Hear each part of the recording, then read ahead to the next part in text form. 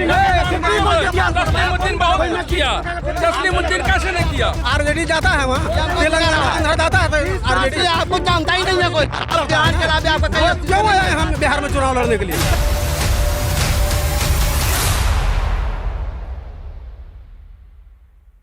अवैसी का सरकार बनेगा यहाँ पे। अवैसी हम लोग 18% है यहाँ पे। हाँ, अवैसी का सरकार नहीं। जो बोल रहा है कि हम 40 सीट पे चुनाव लड़ेंगे, सरकार के लिए 2/3 मत चाहिए। 40 सीट में कौन सी सरकार बनती है? अच्छा ये बताइए, अरे हम लोग जिंदगी भर सुनिए, आप कह रहे हैं कि ओवैसी साहब की पार्टी जीतेगी। ओवैसी साहब आरजेडी के पीछे पीछे घूम रहे हैं, कह रहे हैं मुझे कहा महागठबंधन में दे दो।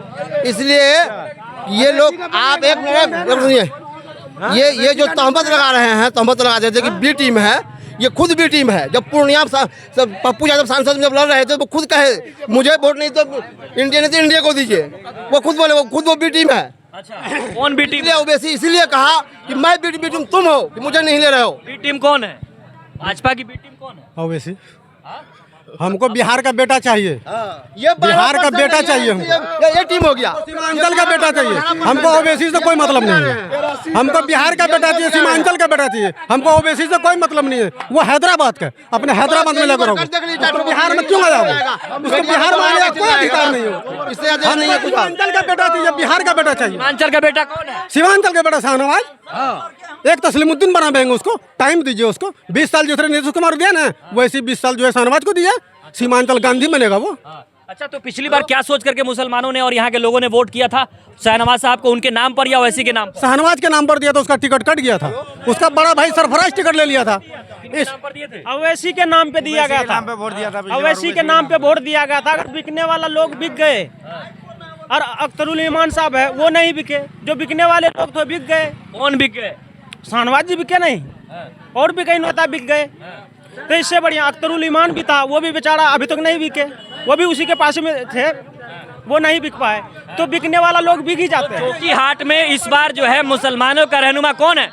हम तो सोचते हैं कि MIM शायद कांग्रेस है जी। फिर ओवैसी ये शाहनवाज।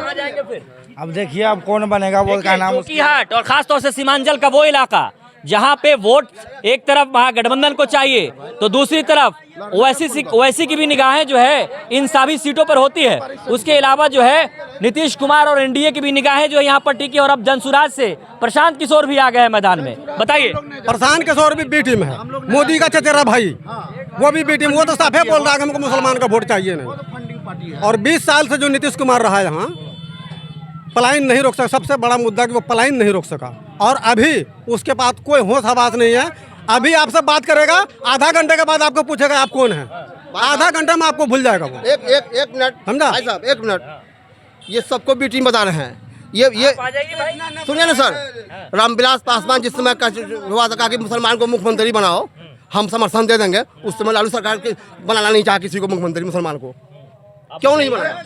अगर नहीं बना, सुनिए ना, अगर नहीं पार्टी अगर उतना ही बुरा है तो ओवैसी साहब तो खुद गठबंधन करने के लिए परेशान है कि 6 सीट दे दो हमको। नहीं बनाया, ढोल लेके बन के दिखाओ ना। चले गए ढोल लेके कि हमको शामिल कर लो, हमको शामिल कर लो। क्यों गए? अभी 5 दिन पहले ढोल लेके। वो कहते हैं आपके महागठबंधन कहता है, वो कहते हैं कि हम सेकुलर वोटों को एक साथ लेके चलेंगे। तो फिर ओवैसी को लेने में क्या दिक्कत? दिक्कत है ना, वो पार्टी अलग है ना। भारी कट्टरपंथी नेता है। कौन? तो मोदी का फायदा होता है ओवैसी को। उसको हैदराबाद में चाहता ही नहीं है। वो अन्य 7 सीट पर लड़ता है। 5 बार 6 बार। अरे अकेला है, अकेला 2 ठो भी सांसद रहता, 3 ठो भी रहता तब ना। अकेला है, उसको यहाँ बिहार में क्या जरूरी है? मुसलमानों की हक की बात कौन करता है? अगर मोदी मुसलमानों की हक, सुनिए ना, अगर एनडीए को हराना है तो ओवैसी चुनाव लड़ना छोड़ दो। ओवैसी चुनाव लड़ना छोड़ दो।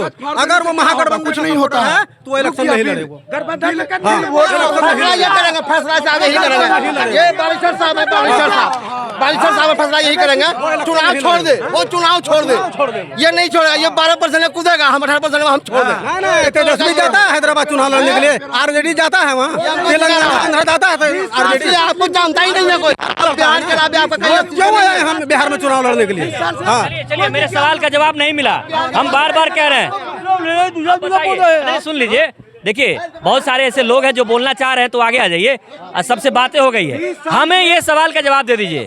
जोकीहाट, सुनिए सुनिए, जोकीहाट जो है मुस्लिम बाहुल इलाका है, करीब जो है 70% मुसलमान यहाँ पर है। 70% मुसलमान का रहनुमा कौन है, हमें एक एक करके जवाब दे दीजिए। महागठबंधन, लालू, तेजस्वी, राहुल गांधी। तस्लीमुद्दीन बहुत कुछ किया, तस्लीमुद्दीन कैसे नहीं किया? हम ये नहीं बोलते हैं शाहनवाज उसका बेटा, सरफराज भी उसका बेटा, उसका तस्लीमुद्दीन बहुत कुछ किया। मेरे सवाल का जवाब दे दीजिए। आखिरी सवाल सुनिए, सुन लीजिए, आखिरी सवाल का जवाब सुन लीजिए। सुनिए सर, सर आप सुन लीजिए। हाँ, रिश्तेदार तो है, हम बोल रहे हैं रिश्तेदार है। आप मेरे सवाल का जवाब नहीं दे रहे। हाँ बोलिए। मेरे जाने के बाद आप लोग आपस में डिबेट कर लीजिएगा, लेकिन मेरे सवाल का जवाब दे दीजिए। इन्होंने कहा मुसलमानों का रहनुमा कांग्रेस और राजद है। मुसलमानों का रहनुमा कौन है? कांग्रेस और राजद। काम कौन कर रहा है मुसलमानों के हक की आवाज को? हक की आवाज अवैसी कर रहा है, हर की आवाज अवैसी कर रहा है। पार्लियामेंट दिल्ली में आवाज कर रहा है वो। कौन उठा रहा आवाज? तस्लीमुद्दीन का लड़का उठा रहा क्या? हाँ, कौन उठा रहा आवाज? अभी एक बात देख लीजिए आप, वक्फ बिल का जो बारी आया, एक मिनट सुनिए, मुद्दे की बात लीजिए। जब वक्फ बिल का बारी आया, जब सदन में जब वोटिंग हो रहा था, एक मिनट सुनिए, जब वोटिंग हो रहा था तो राहुल गांधी, प्रियंका गांधी दोनों खड़ी थी और निशा भारती भी खड़ी थी। उसने कोई आवाज नहीं उठाया। बोलवा किससे? इमरान प्रतापगढ़ी से बोलवा रहा, मनोज झा से। अपने खुद नहीं बोल रहा, अब बाहर में चिल्ला रहा कि मैं उसके साथ हूँ। 235 वोट जो गिरा विपक्ष में वक्फ बिल के खिलाफ, तो 235 में से एक ठो ओबीसी आया। 234 कौन था? उसका बाप।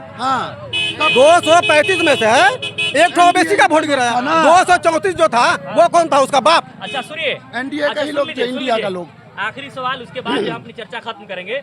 ये बताइए, जिस तरीके से विपक्ष के नेता राहुल गांधी, तेजस्वी यादव, मुकेश सहनी, ये लोग लगातार वोटर अधिकार यात्रा निकाले, उसका क्या असर होगा? क्या सच में वोट चोरी हो रही है? एकदम हो रही है, एकदम हो रही है, एकदम होती है, चोरी हो रही है। परसेंटेज बढ़ जाता है। अगर 10-12 वोट का अंतर रहेगा परसेंटेज में, वो 10-12 वोट बढ़ जाएगा। टारगेट जो है वोटर लिस्ट से नाम काटने का सबसे ज्यादा टारगेट, सबसे ज्यादा असर किस इलाके पर पड़ा? सीमांचल पर पड़ा। हाँ, घुसपैठी, एक ठो भी घुसपैठी साबित नहीं कर सका। एक ठो भी आदमी ला खड़ा कर देता है ना कि ये बांग्लादेशी है, इसका पूर्व यहाँ का नहीं है। ये मुसलमानों का वोट काटने के चक्कर में था ये, कि जो वोट तेजस्वी को मिलता है वो वोट को काट देंगे, उसका जो है कि वोटर घट जाएगा। एक साजिश है। हाँ, साजिश है एकदम, ये बिल्कुल साजिश है। साजिश है। हाँ, बिल्कुल फुल साजिश है। आप भी मानते हैं क्या? हाँ, मानते हैं। क्या मानते हैं? वोटर लिस्ट में नाम काटने का सीमांचल के लोगों का सबसे ज्यादा नाम कटा। हाँ, आरोप भी लगा कि घुसपैठी यहाँ पर ज्यादा है, बांग्लादेशी ज्यादा है। कहाँ साबित? यहाँ है ही नहीं कुछ साबित नहीं। जब है ही नहीं तो क्या बोलेगा? ये षड्यंत्र था, बीजेपी वाले सबका ये षड्यंत्र है, यहाँ के मुसलमान को परेशान करना, वोटर लिस्ट से नाम काट के बीजेपी सरकार बनाने का। तो बस इसमें वो नाकाम रहे। एक भी लोग कहाँ साबित हुआ? बांग्लादेश साबित नहीं हुआ। नहीं हुआ। वोट कम हो जाएगा, मुसलमान का नाम कटेगा, वोट कम होगा, महागठबंधन को लॉस होगा, सरकार बीजेपी का बनेगा। यही कारण है। अच्छा, ये एक साजिश थी कि गठबंधन को इस बार नहीं हरा सकेगा। जितना नाम कटना है काट ले। इस बार नहीं हरा सकेगा। तेजस्वी इस बार सीएम बनेगा। तेजस्वी इस बार सीएम बनेगा। जितना ताकत लगाना है लगा ले। चलिए देखिए, इस वक्त जो है अररिया जिले के जोकीहाट विधानसभा के ऊदाहाट है। ऊदाहाट में तमाम लोगों ने अपनी अपनी राय रखी, अपनी अपनी बात रखी, और भी जोकीहाट की तमाम तस्वीरों से हम आपको रूबरू कराएंगे। हमारा मकसद है कि उन तमाम विधानसभा क्षेत्रों में चला जाए और जाना जाए कि इस बार का जो चुनावी माहौल है, चुनावी नज़रिया लोगों का क्या है, क्या सोचते हैं, किस पार्टी का पलड़ा भारी है, यहाँ के लोग जो हैं वो किसको सत्ता के सिंहासन में बैठाएंगे, ये सब तो जो है तय हालांकि चुनाव के बाद होगा। लेकिन हमारी कोशिश है कि इन तमाम तस्वीरों को आपके सामने रखी जाए। अगर हमारे वीडियो को आप फेसबुक पर देख रहे हैं तो फॉलो करें, यूट्यूब पर देख रहे हैं तो सब्सक्राइब करें। नमस्ते।